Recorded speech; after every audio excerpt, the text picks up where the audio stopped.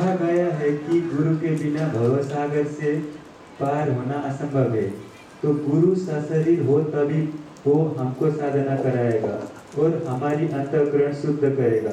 लेकिन श्री महाराज जी तो सशरीर नहीं है अभी, तो हमारा कल्याण कैसे होगा? क्या हम आपको गुरु मान ले या कोई प्रचारक को गुरु बना ले?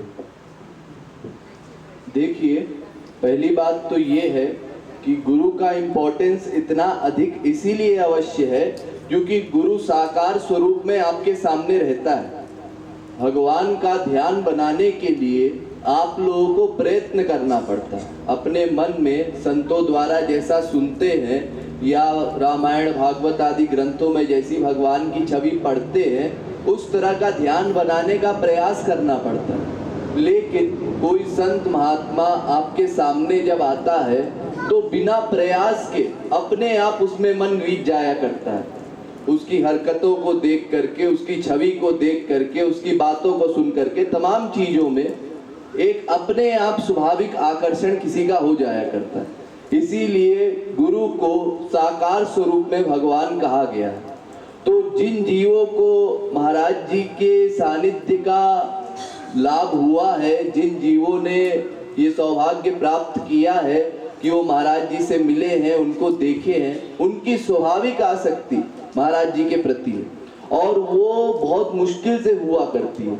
लेकिन इसके बाद जो आने वाली पीढ़ी है, ये स्वाभाविक है कि उनका मन उस तरह से नहीं लग पाएगा जिस तरह से आप लोगों का लगा है, क्योंकि आप लोगों ने महाराज जी को प्रत्यक्ष देखा। लेकिन आपके बाद वाली जो अगली पीढ़ी है, हो सकता है वो उतने अच्छे से महाराज जी को न जान पाए।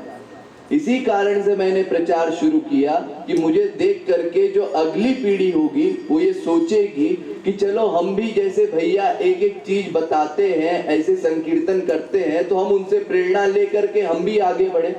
इस तरह से प्रेरणा रूप में मैंने लोगों को प्रेरणा देने के लिए, उत्साह देने के लिए, मार्गदर्शन देने के लिए ऐसा काम शुरू किया।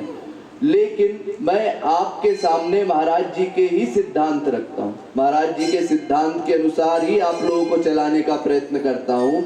और यहाँ से जाने के बाद भी आपके सामने महाराज जी का कटआउट रखा हुआ है। आप ऐसा मान करके कि महाराज जी हमको देख रहे हैं, ये देख रहे हैं कि हम साधना कर रहे हैं कि नहीं कर रहे हैं, ऐसा भाव बना करके साधना कीजिए। और जैसे आपको साधना करने में कोई तकलीफ आए, कोई परेशानी आए, कोई प्रश्न उठे, तो उसके लिए ये समझिए महाराज जी ने हमको भेजा है। हम एक तरह से महाराज जी के ही जन हैं। आपको जो भी कुछ संशय हो अध्यात्म से रिलेटेड, आप मुझसे बात कर सकते हैं किसी विषय में। और इसके अलावा आपको भक्ति, उपासना राधा कृष्ण की और महाराज जी की ही करनी है। मैं बस इतना ही कह सकता हूँ। राधे राधे।